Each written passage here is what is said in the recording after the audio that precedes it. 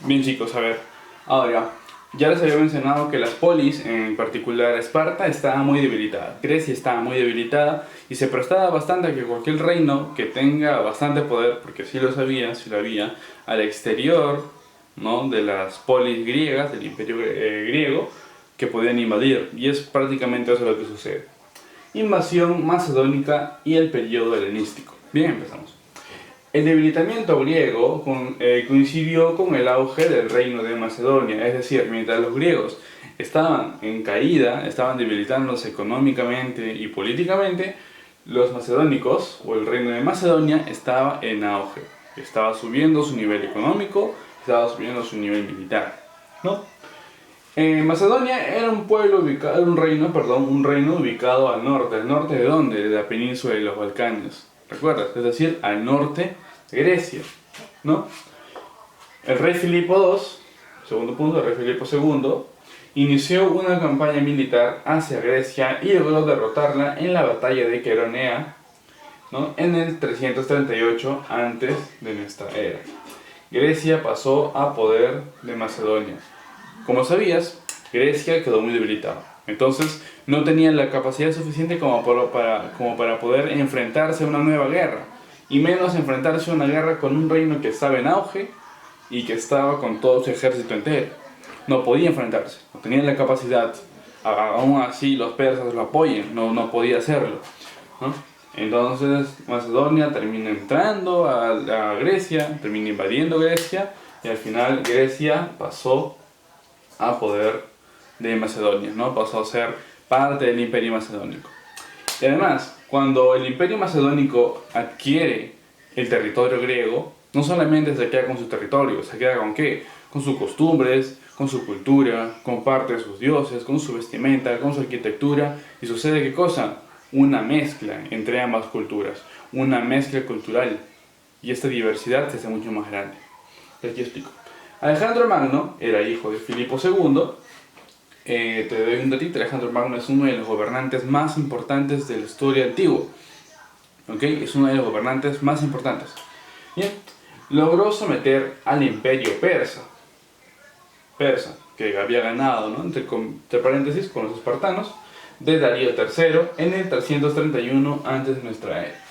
Su imperio ocupó todo el cercano oriente, es decir, la zona norte africana, la zona este asiática, la zona sureste de Europa, ¿no? Toda una zona muy grande que espero que tengas un mapa. Si tienes el mapa que mandé a dibujar, ¿no?, de las guerras médicas, por ahí te vas a ubicar. Bien, entonces Alejandro Magno, que fue, te menciono, fue alumno de un griego, fue alumno de Aristóteles, ¿no?, logró invadir y someter al imperio persa en el 331. Ahora, nuevo punto. La unificación cultural entre Macedonia y Grecia, que es lo que te mencionaba un poco, provocó un nuevo periodo llamado helenístico. Recuerda, Grecia había pasado por un periodo cretense y un periodo micénico. Luego pasó por una fase oscura, luego pasó por un periodo clásico, luego llegó al ciclo de Pericles, que fue el auge, y luego pasamos a esta época que se llama la época helenística, o el periodo helenístico, ¿no? Lo helenístico no es igual a lo heleno, ¿ok? Te menciono. Helenístico no es igual a heleno. Heleno es puramente griego, lo heleno es solamente griego. Lo helenístico ya es una combinación, pero ¿combinación con quién? ¿Con Perú? Obviamente no, combinación con Macedonia.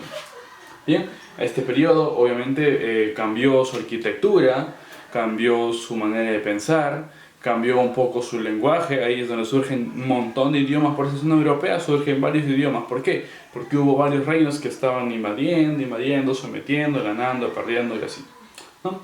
La expansión macedónica llegó hasta Egipto, mira, y se fundó Alejandría. Egipto vamos a hacer en las clases posteriores, no te preocupes. Alejandría es una de las ciudades más importantes.